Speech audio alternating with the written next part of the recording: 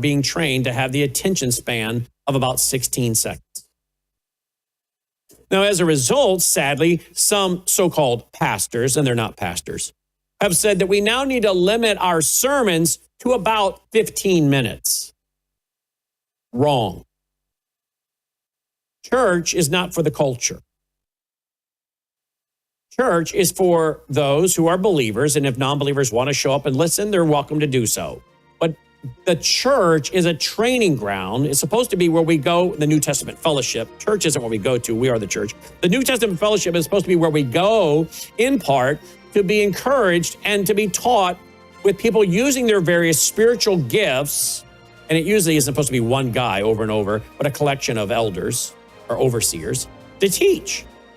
But we should all be our own, really, instructor as we read and as we study. And now we're told we need to limit the sermons to 15 minutes? No.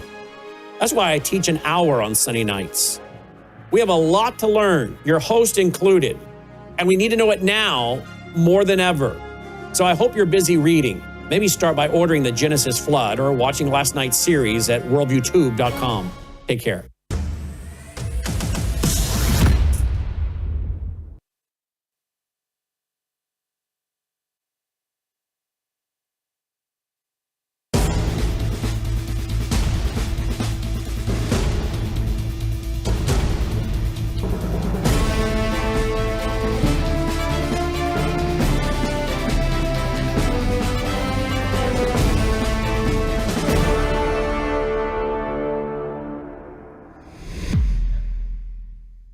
Good afternoon. Welcome back to Live Up to Freedom. Thank you so much for joining me today. We are live on worldviewtube.com. It's Rumble and X account, also WorldviewTube app. And if you do not have the app, it's pretty easy to install. It is for free. Just go to your app store, look for WorldviewTube, install the app, turn on the notifications so you won't miss any of the live broadcast, including breaking news or special coverages like tonight on Brown House Live.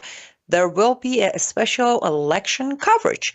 We are also live on X America News on X. We are live on my platforms on Substack, Facebook, YouTube, and Rumble.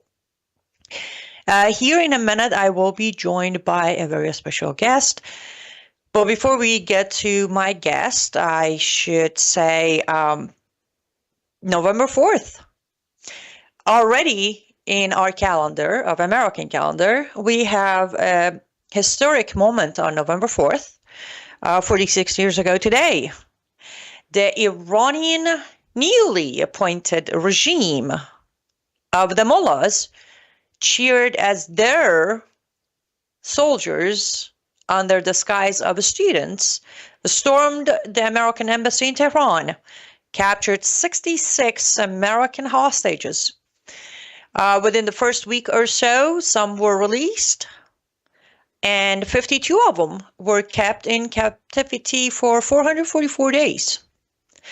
And 46 years later, today, as I sit here as an American Iranian talking to you, anyone who would bother to look into, just look. You don't have to do research. You don't have to bother. You don't have to pick a side. None of that. Just look. In 46 years, instead of retaliating, because that was declaration of war, the embassy, the American embassy belonged to Americans, belonged to America. That was a declaration of war, but not only there was no retaliation, not only there was no lift of finger, but 46 years later, this regime runs Middle East, funds all terror, and still sits in power. Ask yourself, why? I released a Substack earlier this afternoon and tried to explain why. So feel free to head over to my Substack, and it is open to public. It is not a paid Substack. It's a free Substack. Read it. I went through the moment of November 4th until today through every administration, Republican or Democrat, and you'll see the pattern. Now, I can talk about this one very topic for the next 5 hours, but I don't want to do that because, as I said, I am going to be joined by a very special guest. But I could not start today's show and not remind my fellow Iranians, my fellow Americans, it has been 46 years. 46 years. And they faced no consequences. Instead, they were rewarded. They got negotiations. They got billions of dollars. And they're still in power. I am asking you to stop looking the other way. Stop following the trend of the news. And start thinking for yourself. Some of these monsters should not exist. Why do they? And again, specifically about Islamic Republic of Iran, my motherland, it has nothing to do with Democrats versus Republicans. None whatsoever. Both sides of aisles in power have enabled them, funded them, empowered them. And it's time for Americans to ask the question, and it's time for my fellow Iranians in Iran who think the next president is going to help them free themselves. Stop thinking that. I'm sorry to say that. No American president is going to help you, though it was the American CIA that got us into the disaster we face today in Iran as Iranians. Okay, let's go ahead and bring. It's so hard to stop talking about this. I don't know. I might ask my guest about my intro. I don't know if he feels comfortable even talking about it. But anyhow, let's go ahead and we are live on all platforms that I announced. So if you have any questions, any comments, especially for my guests, feel free to put them on the comment section. I will glance at them. I will read them to him, or the question is mine. Doesn't matter. And again, don't forget. Do not forget to tune in tonight. Brown House Live will have a full election coverage, not just covering Mamdani or Fatah in Minnesota, but we're going to keep an eye on all elections, especially Georgia, with 11 Muslims running local and state. Especially, my eyes are very close on the lady who's trying to become the next governor. So, the coverage will start at 8:30 p.m. Eastern Time, 7:30 Central. So make sure to tune in. You can catch it on worldviewtube.com. It's app, it's Rumble, it's X account, and all of my platforms. Okay, I think I took enough of time of the first segment. Let's go ahead and bring my special guest on. Joining me this afternoon is Lieutenant Colonel Mike Pierce. He is running as Republican for Congress in Illinois, District 11. Hi, Mike. Thank you so much for joining me today. Hi. Thanks a lot for having me. Really appreciate the opportunity to speak with you. I was listening to you as you were reminiscing about the Islamic Revolution and the catastrophe that's been following us for the last 46 years. I remember the day very well, as a matter of fact, when all that occurred, because I was a paper boy and it was plastered all over the newspaper. Well, I'm so glad you do remember it. And if feel free, since you are a candidate, if you have any thoughts on Iran 46 years ago, Iran today, and how our country and our Congress and our administration is dealing with, please feel free to tell my audience about it. Well, I guess first of all, it's been an abysmal failure for decades. Our policy with them, we failed to prevent them from taking the steps that as they were continued working with developing and refining their uranium. Then they kind of played this game where they wanted us to use a carrot and stick approach of policy with them, and they only wanted the carrots. They only wanted the money back.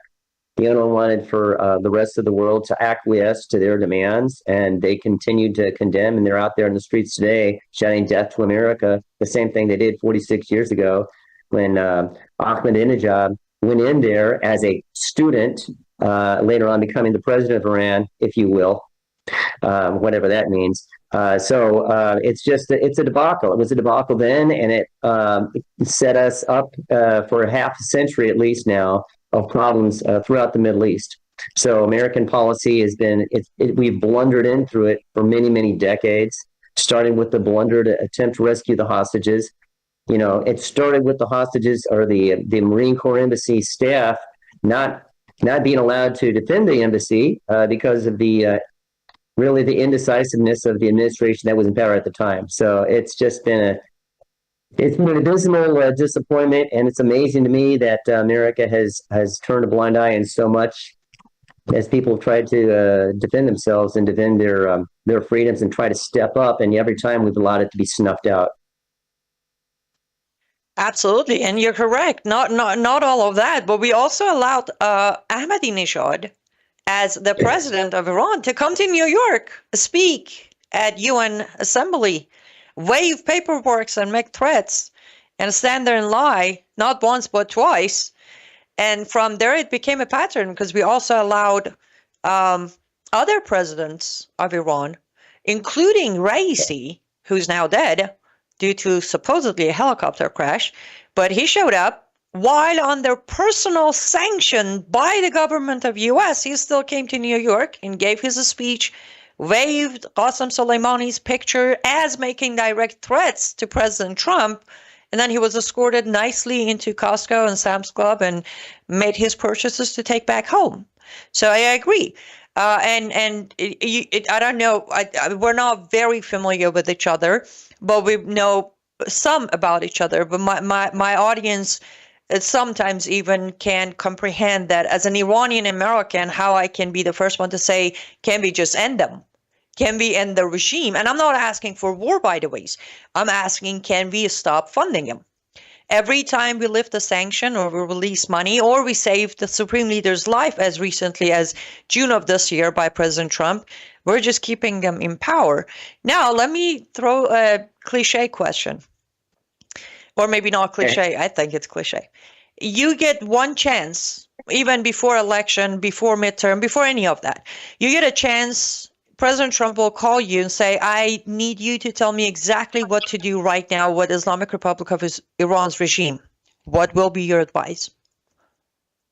Well, I think right now, I think the answer has been continue the sanctions routine. We had them on their knees. I would say reinstate fully the sanctions routine that we had in place there.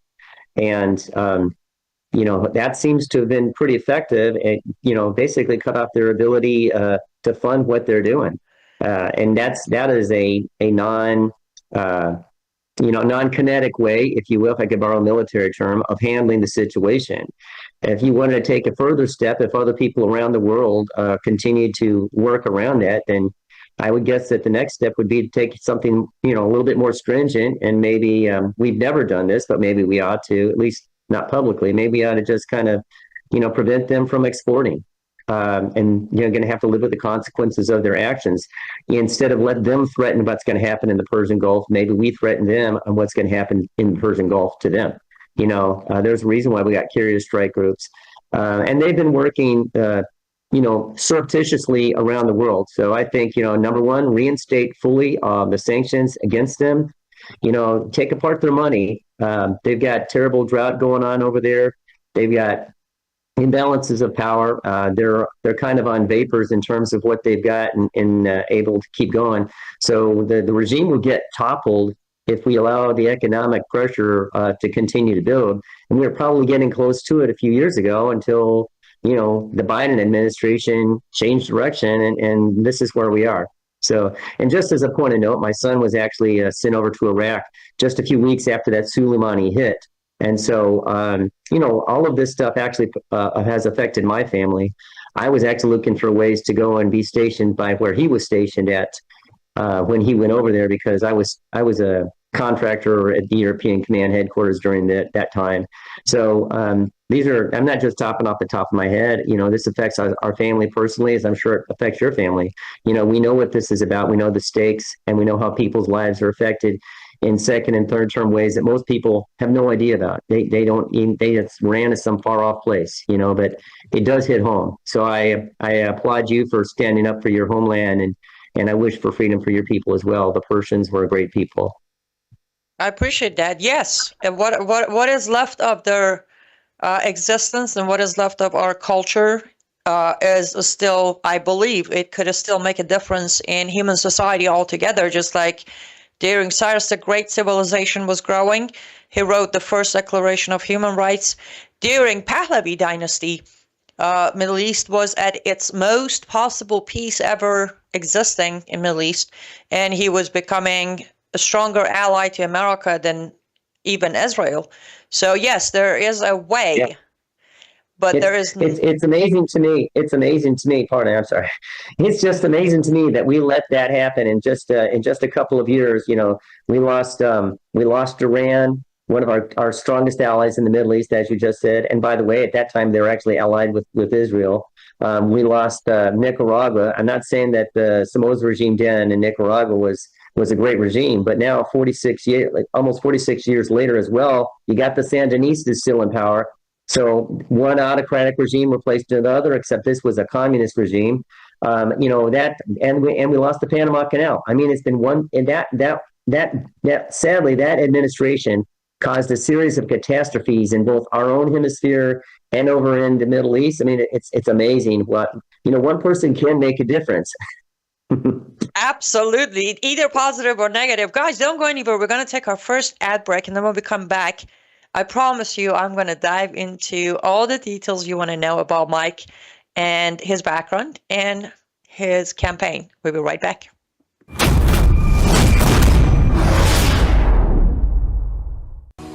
Well, hello everybody. It's Annie Cyrus. Welcome to my artist studio where all the magic happens. This is the station for painting, and that is the station for all the resin art I do. If you want to check out my art, all you gotta do is go to lutfstudio.com.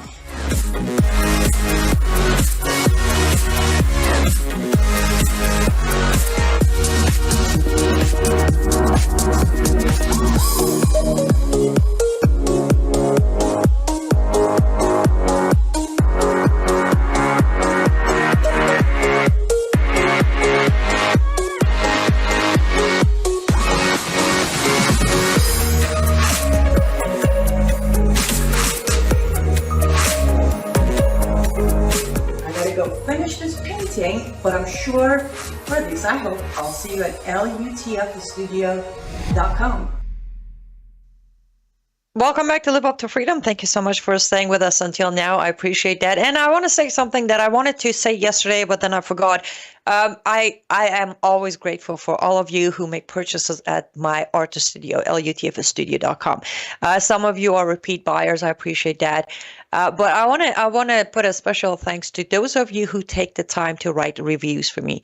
Those reviews have boosted my a store on Etsy by itself, just because you do take the extra time to take a nice picture of your product, put it up, give it a 5-star, compliment the quality, packaging, delivery, or my talent. That is so appreciated. Thank you.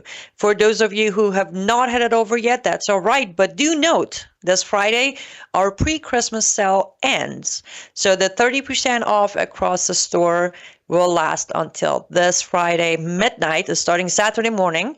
There won't be a 30% off anymore. Prices will go back to regular until our Black Friday sale, which will only be 15% off for Black Friday. And then after that, the actual Christmas sale will be only 20%. So head over, support my work, because that's how I support myself, selling these pieces of art that I make with my own hands. All products used, including the molds, are American made, and also they are one of a kind. Sometimes someone comes back with, hey, I bought this, can you make another one? Immediately I can try, but I don't think it will ever look the same. So they are one of a kind. lutfstudio.com. That's lutfstudio.com. One of the two ways you can support my work financially. Okay, let's get back to Mike, our very special guest.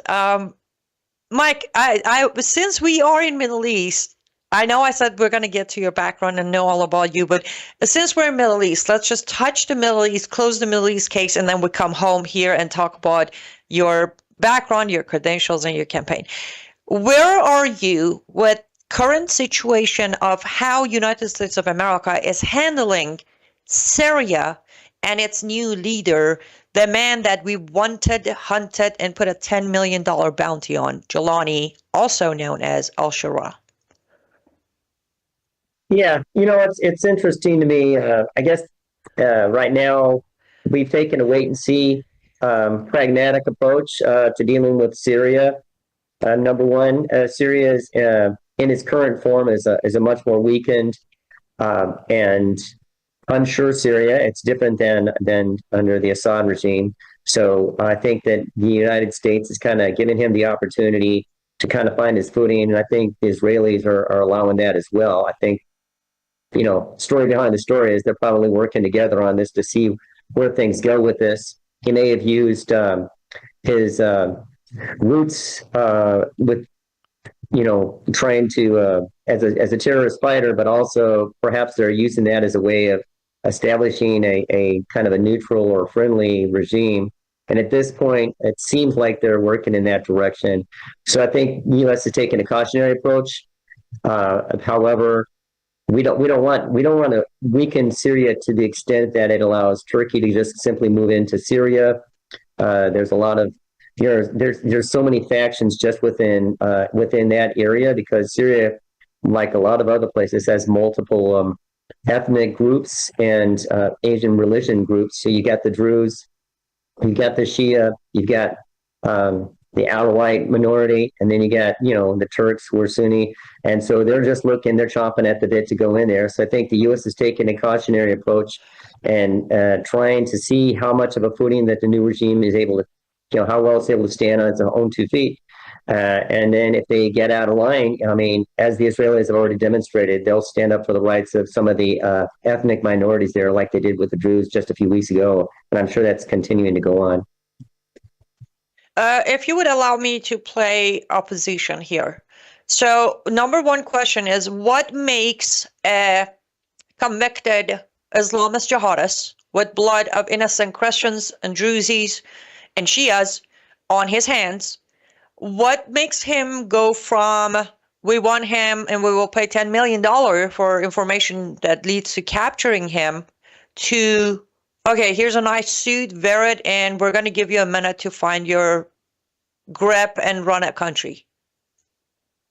What did I miss? It has to do with, I think you hit the nail on the head. I mean, look, he's not a savory fellow. I don't think anybody's going in there with rose-colored glasses. I think that part of it has to do with, who are the other people and the other players that are in the area, and what kind of opportunity does it bring? And clearly, I think that for those people who understand a little bit about the situation in Syria, the reason why the Assad regime was holding on is because they were a group of people who were in the minority that were running the country, and the Alawite. And so that's why they had to take drastic measures. And it's been an ongoing civil war for 10 to 15 years, where there's an actual war going on, plus all of the other repressive measures that have been going on throughout, Assad and his father's regimes. So I think that he may not be what we don't necessarily want, but he's someone who's emerged at the top of the group who are now in charge of the country. And so we do have to be careful that we don't get ourselves caught up in yet another struggle with another wrong side, or a skeptical side, such as we did with Iraq and even Afghanistan, for the last 20 years. I mean, we've been involved in these wars and the intrigues that have been going on well over 50 to 60 years. So I think at some point we have to take a look at it and say, where does America's strategic interests lie at a time when we've got a lot of challenges starting around in our own hemisphere, and also on balance, we have to take a look at the challenges that are going on in Asia as well as those in Europe. So I think probably, and I'm not the expert. I've worked around a few experts, but I would say that I'm guessing is that they're fairly confident that the Israelis at this point would be able to contain any information or any kind of challenges that would come up, and that keeps everybody in check. And I think the Israelis have taken appropriate measures to be supportive of both the Druzes, and I think they're probably going to stand up for the Christians as best that they can. And it's still a convoluted, complex issue over there.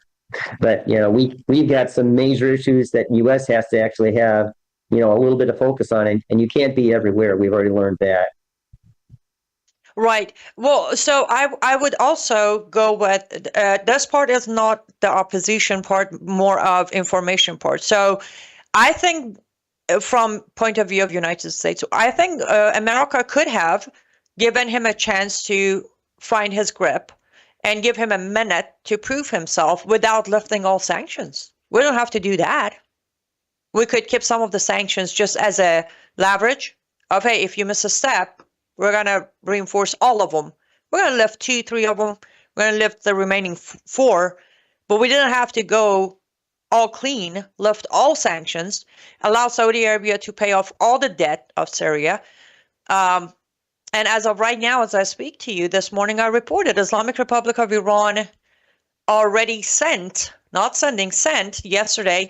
They sent their military generals, 2 of them, to Damascus because they're going to start military collaboration between Syria and Iran again.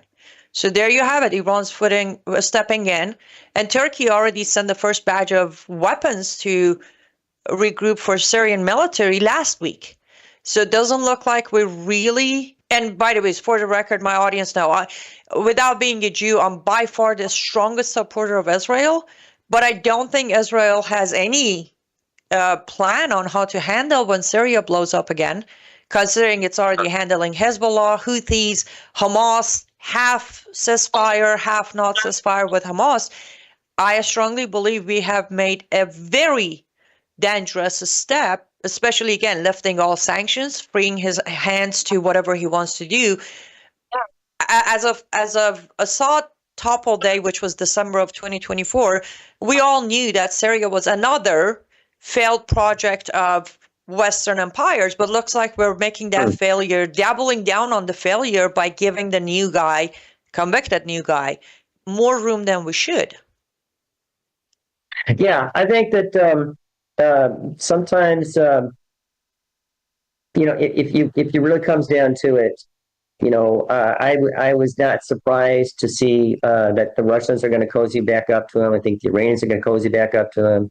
And it's because when people come in, there's immediately there's a retrenchment, and people have to start to make compromises, and then the next thing you know, people are slipping in. One of the problems that we have in our foreign policy, I think, is that sometimes we've tried to take steps to try and rehabilitate the image of different people and different regimes, and that maybe that hasn't always worked out. And if indeed the Iranians are retrenching themselves back into trying to get a grip in there in Syria, well, part of the problem that they've had is that they were putting all of their eggs in the basket of Syria and Hezbollah and Lebanon, and using them as their proxies and ways to keep themselves in a better position, to kind of use them as the front people. But now that regime in Syria has basically been wiped out under Assad, and now you've got another regime that's in there. They're sure they're going to try.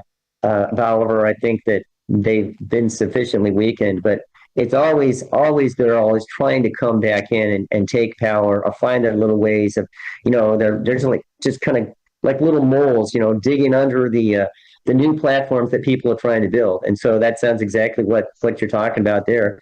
I don't think that we should be cozying up to the regime. I'll certainly tell you that. I do think you need to, just because the country's been under 15 years of civil war, and it's difficult to, I'm not even sure, as I recall, they've got multiple coalitions that works together for that to happen.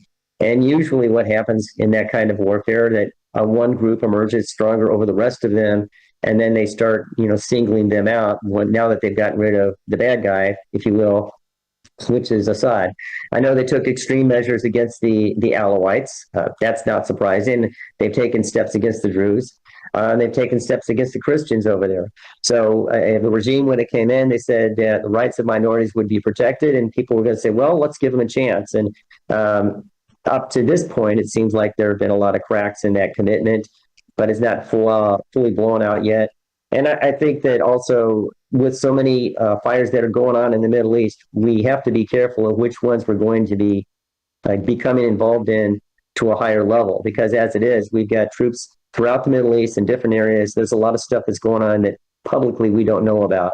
So I think that's kind of the U.S. government at a strategic level, which is, what's in America's best interest. And then they have things going on what we call the tactical level, which is like what's going on the ground there. Those are two very different things sometimes.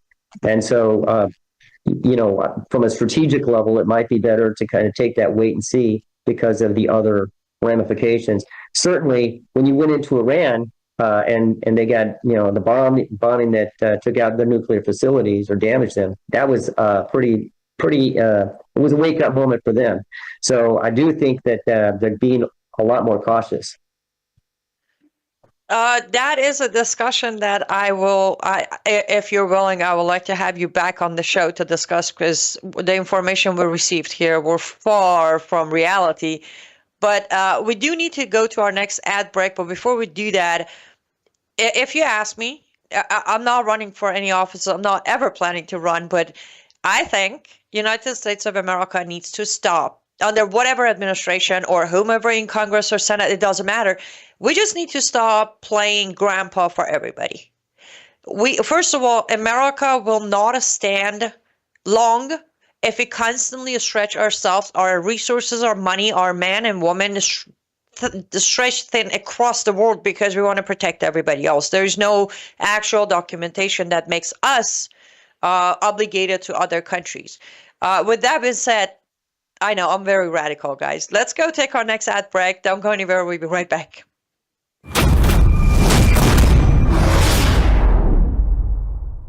Hello, I'm Brandon House. I want to thank you for all your support at wvwfoundation.com that helps make possible pushing out 24/7 content for free. Without your support, we'd have to put it all behind a paywall. But thanks to you and your support through our foundation, we're able to push it out for free as a broadcast service and broadcast ministry of WVW Foundation.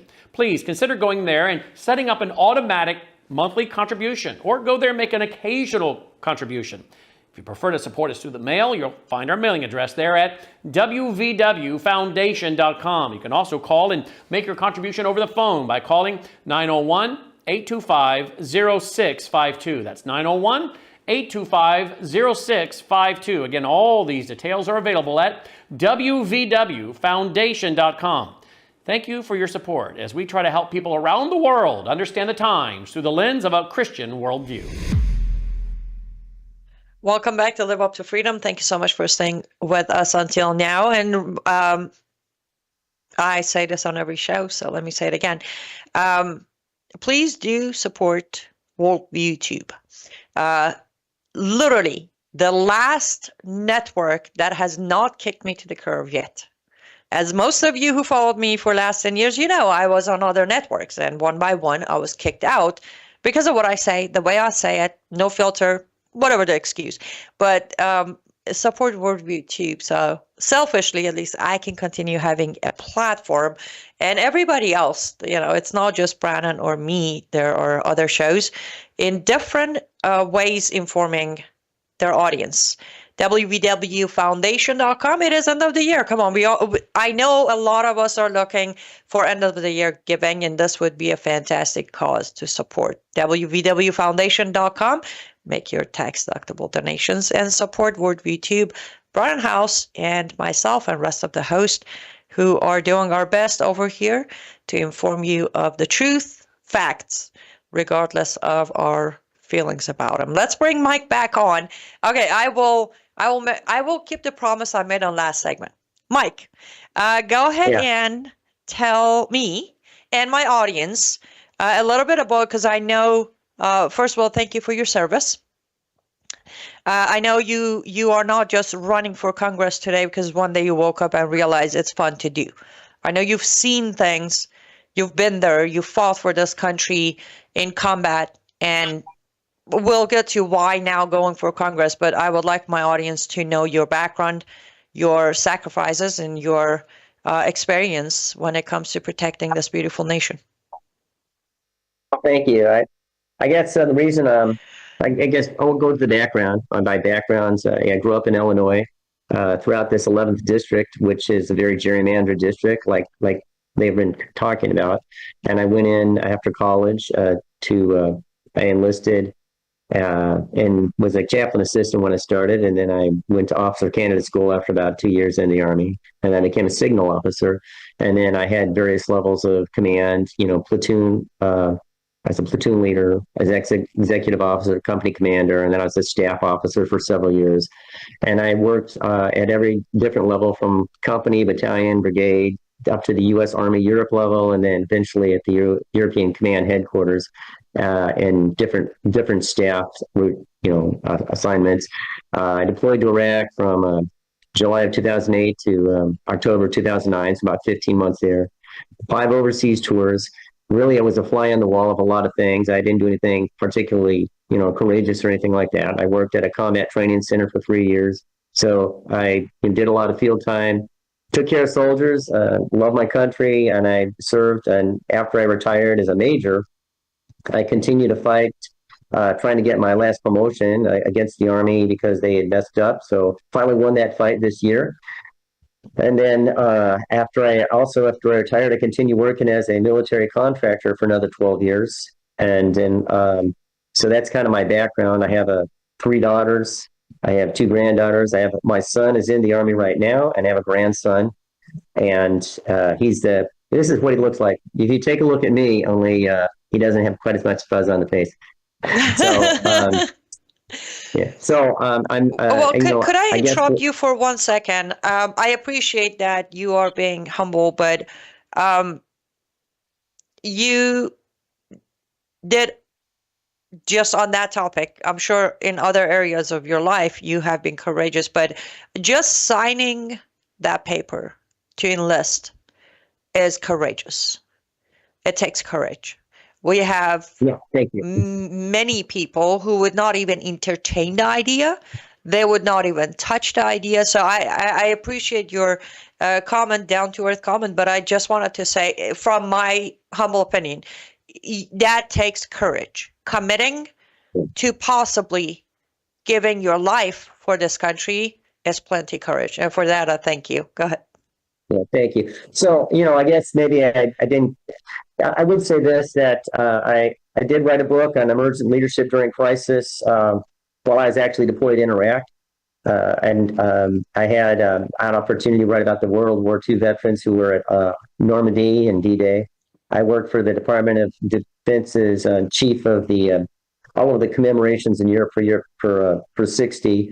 Been about 25 to 30 countries, and a lot of it was on either a deployment type of activity, or it was something related to the business at hand. So, and I've been to places I've been to the country of Georgia several times. I've been to Armenia several times. I've been a few miles away from the Russian war zones. I've been to Turkey.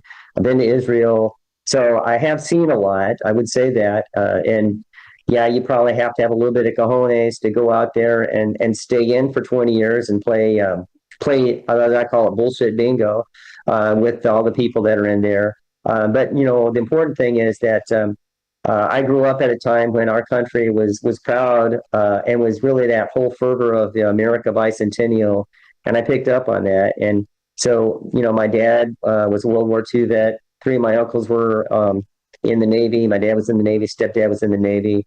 Our family history all the way back several hundred years, actually, we had people in the service.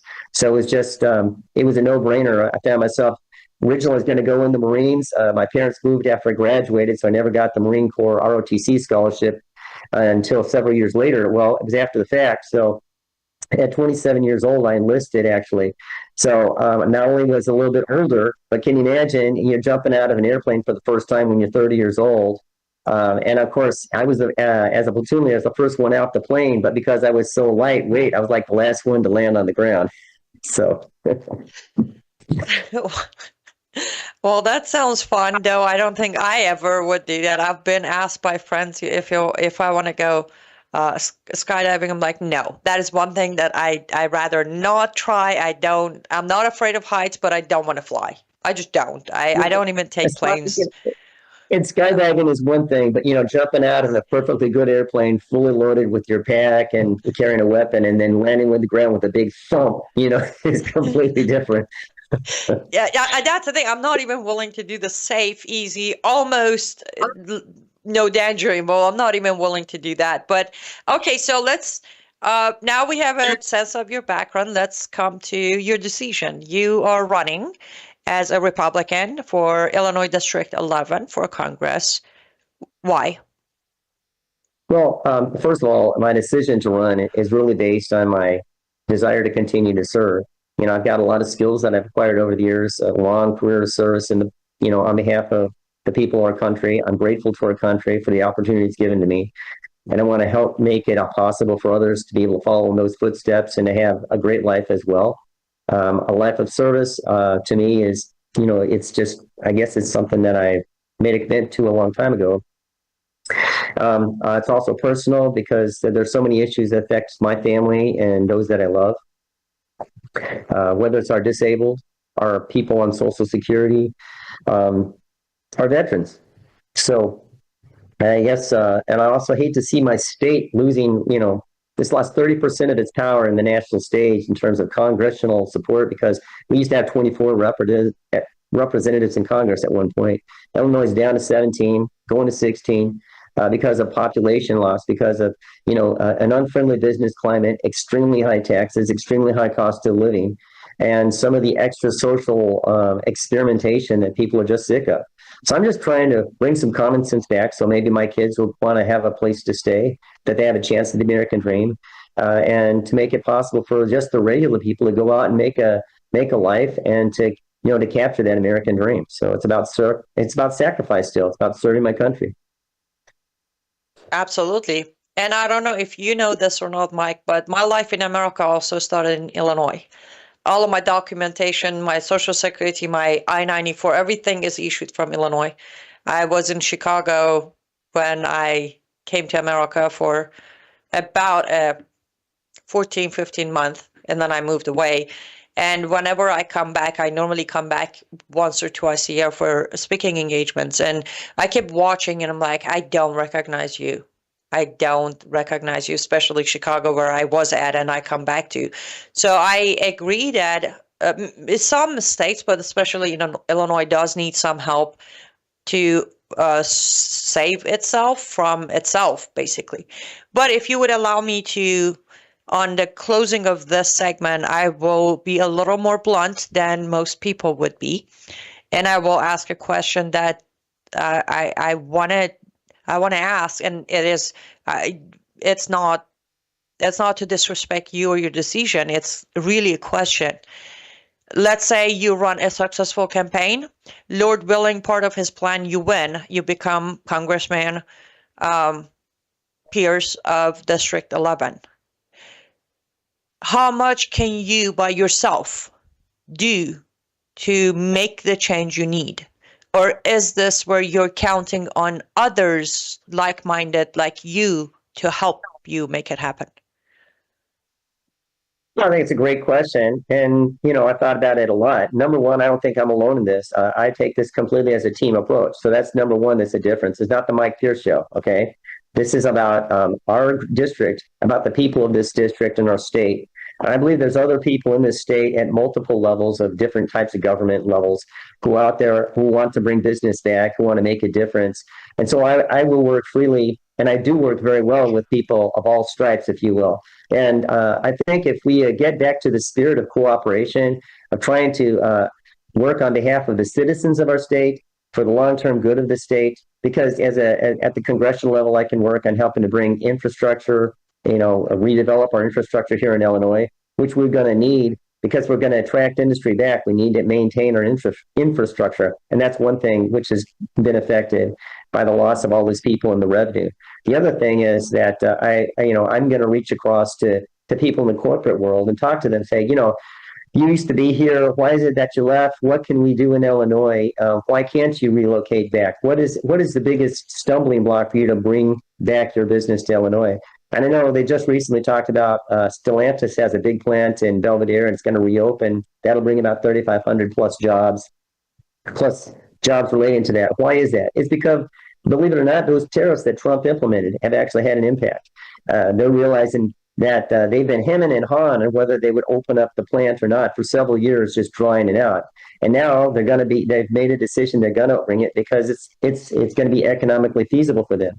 And if we could get the state to cooperate, then a whole world would open up.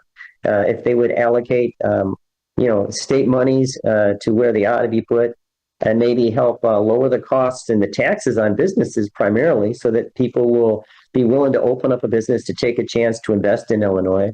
Those are all things that, as a congressman, I have a platform that I can bring that to bear. And I think a lot of people do love Illinois. It's a great state.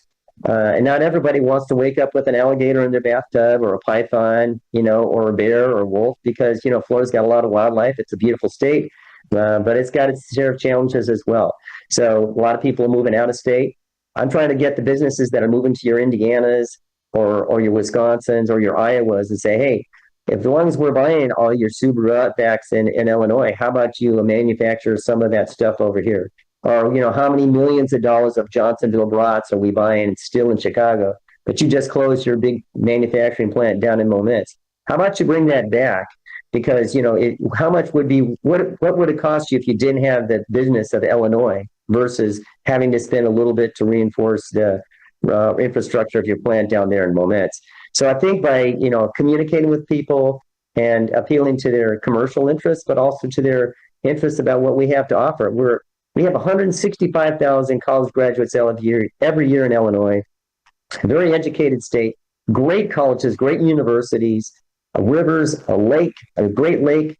We've got billions of dollars worth of coal that we import every year from Wyoming. Are you kidding me? Illinois sits on over 500 years worth of coal.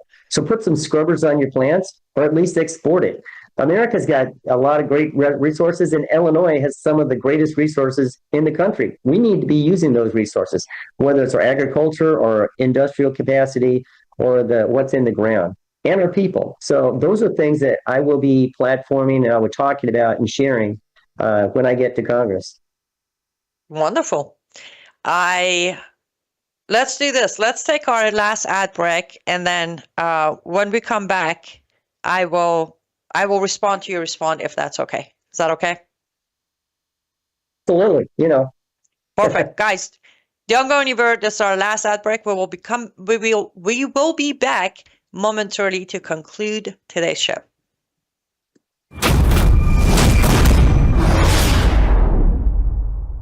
You woke up with a sore throat and a low-grade fever. You know you are getting sick, so here's your choices. You can get sicker and miss work, try to see a doctor this week, or sit hours in a crowded waiting room at urgent care. I have a smarter option for you. Open your medical emergency kit. Match your symptoms to doctor-recommended prescription in your booklet and take the right meds now and get well faster. This is not a first aid kit. It's like having an urgent care in your home. It includes doctor-prescribed medications to treat over 39 medical issues like respiratory infections, strep throat, pneumonia, UTIs, and more. No waiting to see the doctor and no standing in line at the pharmacy. It's right here. Every home should have at least one medical emergency kit, and here's how to order. Go to worldviewhealthcare.com. Your kit to treat dozens of common and serious illnesses is rushed to your door. worldviewhealthcare.com. That's worldviewhealthcare.com. The emergency kit available at worldviewhealthcare.com. Make sure you don't have to go to urgent care. I got pneumonia. I didn't have to go. I took this last year. Stayed at home, went to bed. Welcome back to Live Up to Freedom. Thank you so much for staying with us until now. I hope you have enjoyed this conversation and discussion as much as I have. And make sure you don't have to be in that district. Okay. You can be anywhere in America. What you could do for your own information and for at least a model copy, go to Mike Pierce's website. I believe it's votepierce4congress.com. We'll double check with him in a minute. Go through the website, read through the issues, get to know him. Support him however you can. Now, if you're in his district, it's easier to support. If you're not, it might be a little harder, but that's okay. He's doing a lot of heavy lifting. You can do a little bit as well. Did I get your website correct, Mike? Yes, you certainly did. Yeah, it's votepierce4congress.com. And I also have a Facebook, LTC RET Michael Pierce for Congress. So we're out there, and I would just say this: I'm self-funded for the most part. So I'm not beholden to anybody in the establishment. I'm kind of the grassroots guy, and I like that. I've always been the underdog, and I'm carrying our issues though. And I think that's what's really important. And, the fact that you've got the platform and you're putting me on the show shows that we're not alone, that we all have to reinforce and support each other. And we have to speak truth to power, as they say. Yes, that was the response. I wanted to make sure I have enough of seconds to respond. I was hoping you would answer the way you did. However, at the same time, I watch many candidates who you ask, is it you alone? Or are you counting on other? And they're like, with me and my platform and my campaign, the world's going to be a better place. You're like, okay, I see where you're going with that. Unfortunately, majority of candidates are just counting. They are the brilliant mind behind it, and they got this, and vote for me because I can do it. It was very delightful to hear you say you're counting on the team, on the businesses and the corporation and the residents and the people and the, neighbors and everybody. Because I do believe, Mike, one of the biggest things we're suffering today in America, I had a wonderful guest yesterday. We were discussing the crisis of America, cultural crisis of America. It's part of it. We're at a point that everybody wants to be the leader. Nobody wants to be the follower. Everybody knows better, but nobody knows much. And instead of uniting, and as you said, backing each other up, supporting each other, it's the fact of, well, if I come help you, then it might take away from me, without me having to be too brutally honest about it. So I'm very glad that is your mindset. And because we're on our very last segment of about 9 minutes left, would it be okay if I just throw a couple of issues at you one at a time? Give me a one sentence or short answer on where your stand is when it comes to that specific issue inside America. Can we do that? A quick couple of fire. Absolutely. Sure. Immigration. Yeah. I mean, immigration, I think up until a few years ago, there's a lot of discussion about people who had been there and gradually over time had come in. But when they open up the floodgates, it's just a non-negotiable right now. We got to seal that border. We got to get as many of the criminal aliens off of the street, and they're illegal aliens is what they are. They've been given multiple opportunities to go back. And I do think that we need to take a look at how people have something to offer America, that may be the way that they can legally get into the system and become American citizens. But that's not what's been happening. We've got people who've been coming in to undermine the system. It's dangerous for them. It's dangerous for people. So we need to fix that. And the biggest step has been taken by shutting down the border. The other thing is that we've got, we got people being picked up by ICE, and some people are critical of that. But let me ask you this: what is an acceptable number for them on the number of Americans who are killed by illegal aliens in their state? I think that's the number they need to be asking. Is it 1%, 2%? So it's a harsh reality, but we need to get this fixed. And sometimes it calls for stringent measures. So yeah, solid. Okay, zooming in, legal, allowed, proper channels like mine, immigration. I proposed this idea a few days ago when President Trump capped the annual to $7,500 per year. I proposed the idea of, as an immigrant myself, for next 5 years, the cap should be 0 until we figure out the cracks inside our own immigration system. Do you think I'm being radical? I don't know if that's radical. I think that it's something where a moratorium, if you will, on immigration into the United States to allow the full assimilation of the people that are here and to kind of tone things down a little bit. And what's happened is it has overloaded the system. So maybe a moratorium of several years is a good idea. It's not saying you can never come to America. You're saying, hey, let's just hold off. Let's let our systems catch up. Because a lot of the people, we already saw, I'm sure you've been aware of this, a lot of people who are, whether they're illegal immigrants or regular immigrants who've come through the system are on our benefit systems, whether it's SNAP or welfare. And so we need to take a look at that because we're actually impacting Americans who were in dire need prior to 2021. What about those people? My brother's on disability. They just lowered the amount of money that they give to him for a housing allowance. It's never improved in over 23 years. And they keep our disabled and our people on Social Security at a subsistence level. We need to start taking care of those people first. So let's let the system catch up. I think that's a fair thing. You're not saying no new immigration. You're saying let's put a moratorium on it for a while. That's a great idea. Well, thank you. Now, feel free to use it if you like to. But here's my other. I can text it to you. Here's my other as an immigrant. I want to tell you the other side that you won't be able to see, but I will. Mike, I feel like we have handed out paperwork like candy that when I was coming to America, it was a whole going to America feeling. When I became a citizen, I was running. I left that building with my paperwork just running. I didn't know where I'm running to. It was opposite direction of my car. I was just running because I feel like we have handed it like candy so much that the appreciation have dropped.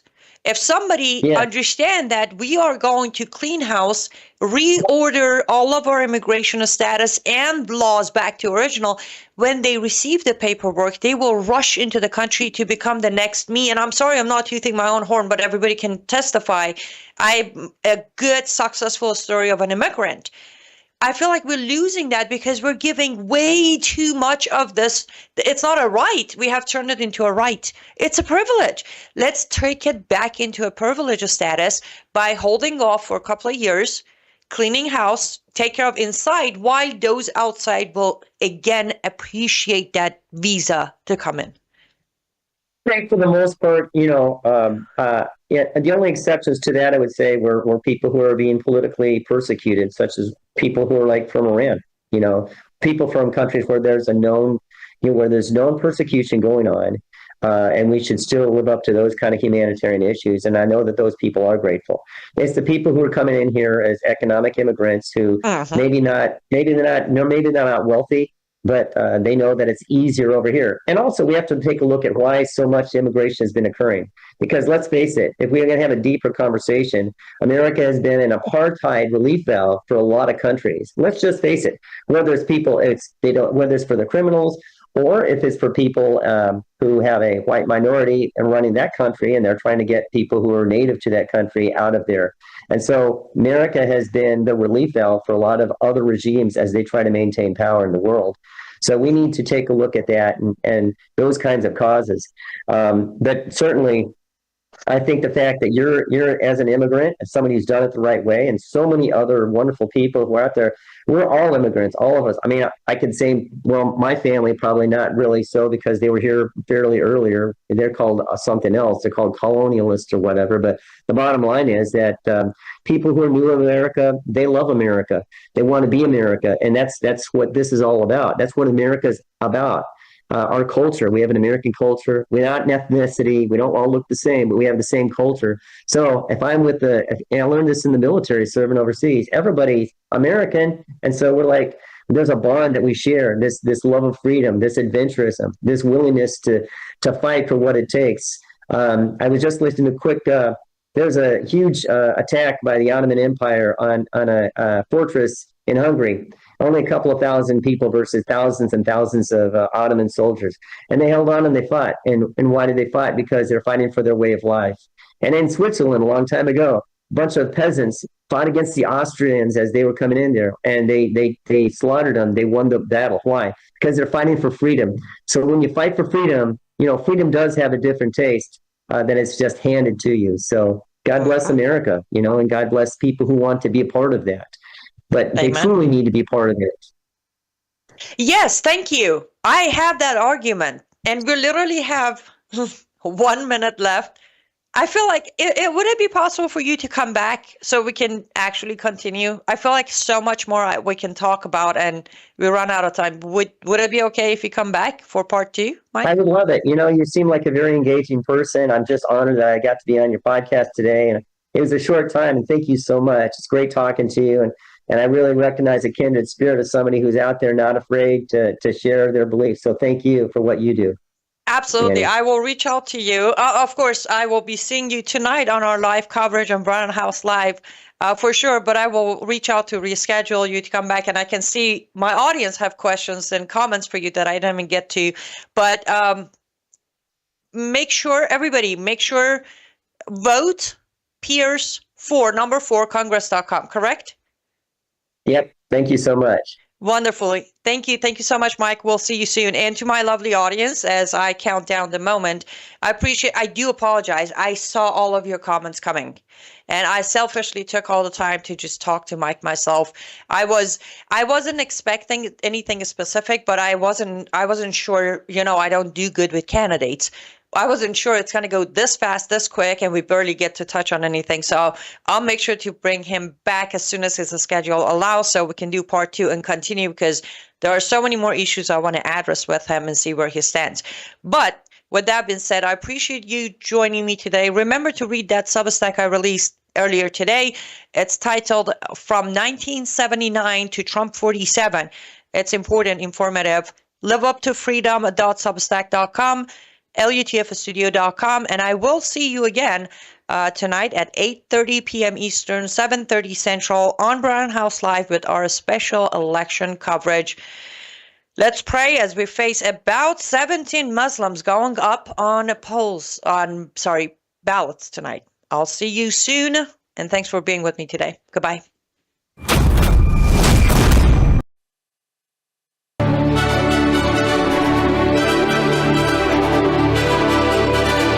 This is Brannon House Live.